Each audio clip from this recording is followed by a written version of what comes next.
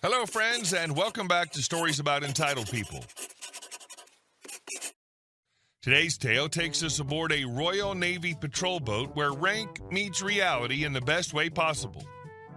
But before we begin, best way to support our channel is to leave comments, like, and subscribe with the turned-on bell so you don't miss the new video every single day. Here we go. He chewed me out for calling out his mistakes. I fed them back to him line by line. Superior officer wouldn't take criticism, forced to eat words in a dish served cold.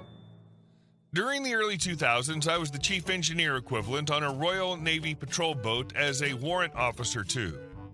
The hierarchy of the boat was the captain was a lieutenant commander, the executive officer known as XO, a senior lieutenant, various other officers such as navigator and gunnery, but the marine and weapon heads of department were senior rates enlisted. At this point, I'd been serving around 16 years and had a lot of experience in engineering as a whole, instruction of trainees, firefighting, and damage control, and how to get things done.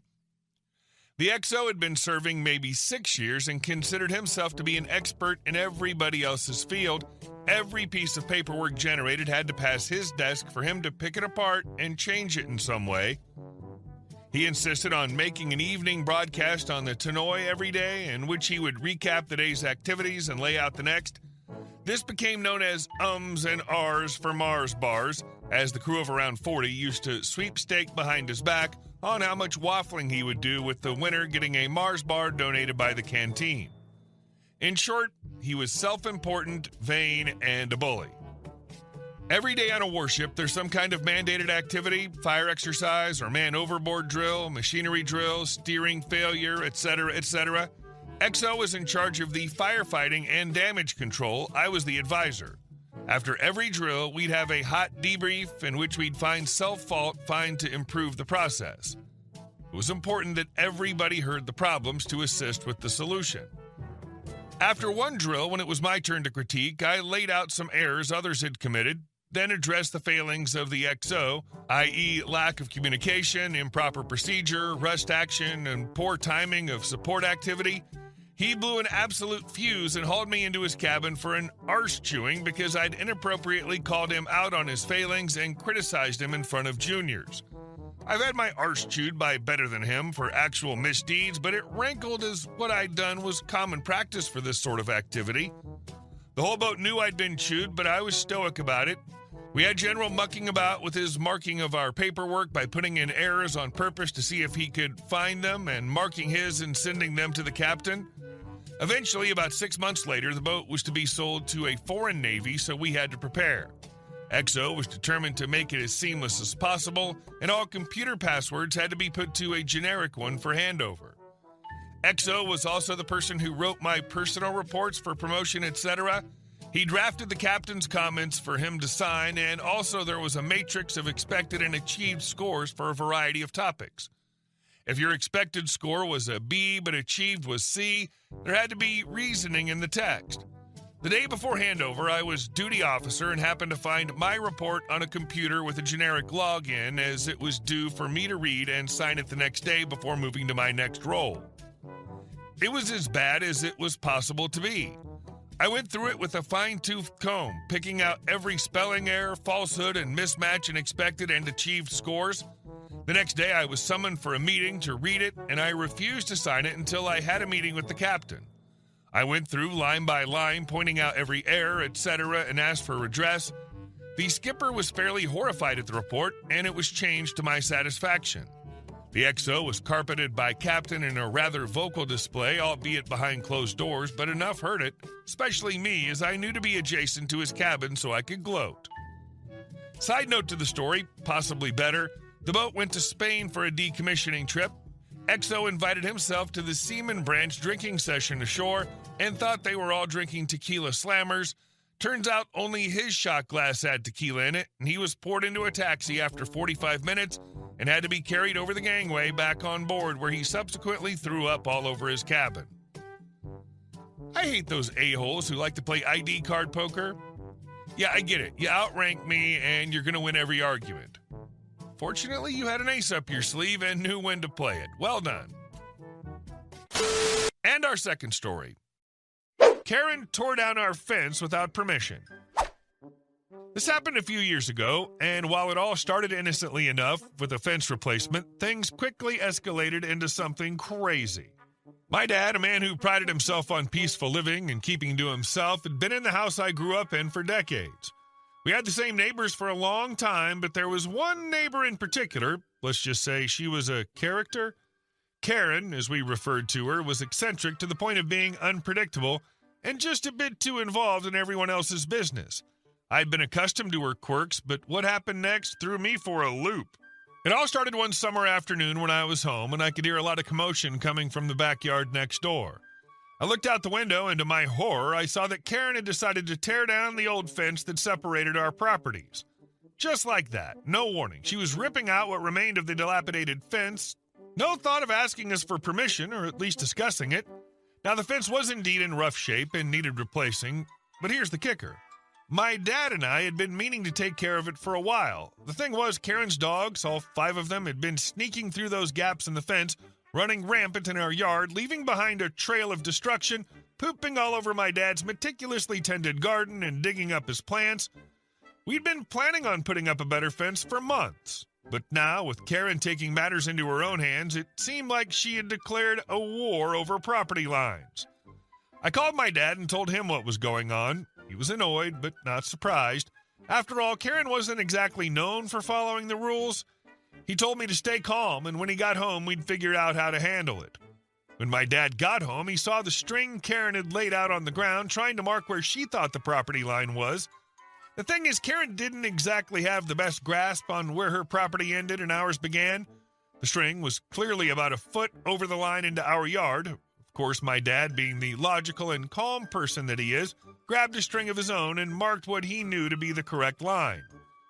Now this is where the real fun begins. My dad, ever the peacemaker, decided to go over to Karen's house to have a polite conversation about it. He wasn't angry, just wanted to clear things up. But Karen, being Karen, was not receptive. She immediately started yelling at him, accusing him of trying to take away her yard and going on about how she was sure she was in the right. After a lot of back and forth and some escalating tensions, they decided to call in a city official to come out and settle the issue once and for all. This is when Karen's world really started to crumble. The city official showed up, took one look at the situation, and confirmed what we already knew. Karen's fence wasn't in the right spot. She'd actually built it on our property, and as it turned out, the original builders of our neighborhood had made a mistake when they put up the first fence. Karen had no leg to stand on. She was furious, but the law was on our side, and there was nothing she could do about it. My dad smiled to himself as he watched Karen's face fall when the official told her she was wrong. Karen, being Karen, didn't take it well, but after she had no choice but to acknowledge the truth, she begrudgingly agreed to have the fence moved. It wasn't even a small matter. It was a major hassle for her to take it down and rebuild it. And of course, because Karen had to get the last word in, she made sure to sulk and complain the entire time. At the end of the day, we got our rightful space back, the fence was rebuilt, the property line was clearly marked, and our garden was once again safe from her 5 wild dogs. Things seemed to settle down after that, but I'm sure Karen still muttered under her breath about it for weeks. When the city official shows up, takes one look, and goes, "Yeah, no, Karen, you're on their land." That must have been the most satisfying moment in suburban history. Honestly, I'd frame a picture of her face that day and hang it on the new fence, just as a little family heirloom. And our last story.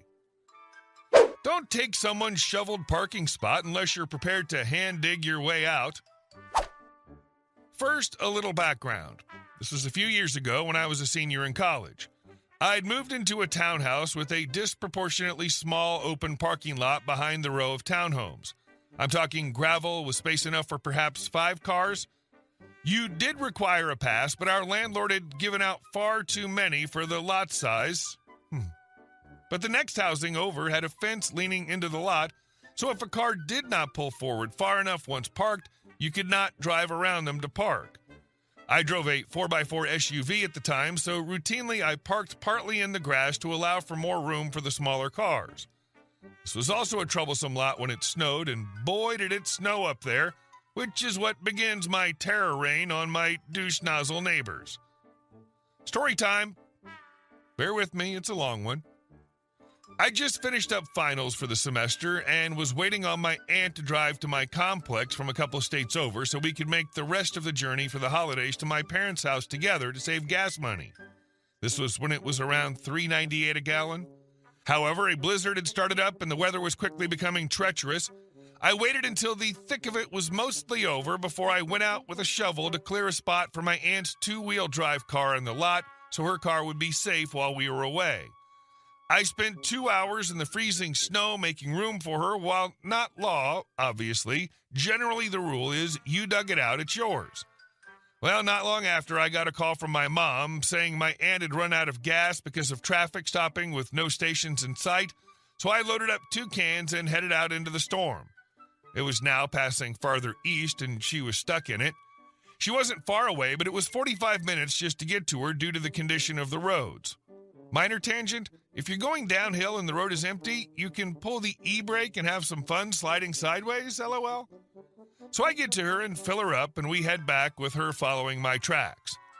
Fast forward, we're pulling up to my lot. I gave her my pass, and I was going to park on the street, and this a-hole had taken the spot I dug out. She was the only car there, as everyone else had already gone home for the holidays. She could have parked anywhere else. She also had parked far enough back to block the entire rest of the lot, so my aunt parks on the street, and I let her in the house to get warm, but I'm pissed. What kind of jerk does this? Suddenly I realize I'm the only one with a shovel here, and a dark idea begins to take shape in my mind. You want that spot so badly? Fine, take it. It's yours. Forever. I grabbed my shovel, it's dark by now, and head outside. I carefully shovel all of the snow I dug out back around their car. For good measure, I add snow from around most of the rest of the lot. I bury their car up over the trunk and hood. I feel accomplished, and over the cover of darkness, take my shovel back inside and wait for the morning. The next day, I hear angry cursing and rush to my kitchen window to look out back. My neighbor is furiously trying to get in their car and then trying to back out of their snow hell.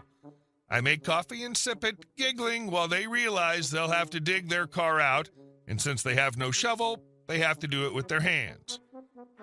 Never take a spot someone else worked hard to shovel out. They eventually did get free, and I made a new shovel space right away for my aunt. We had a lovely holiday with my parents where there was no snow after. Edit. For clarification, while parking on the street is usually fine, people have a tendency to vandalize cars in that neighborhood with out-of-state plates. Much safer in the lot. When it comes to snow, people are jerks. It's common courtesy to not take a space you didn't clear. How anyone can claim they didn't know that is beyond me. Hey guys, thank you all for watching the video. I'll see you in the next one.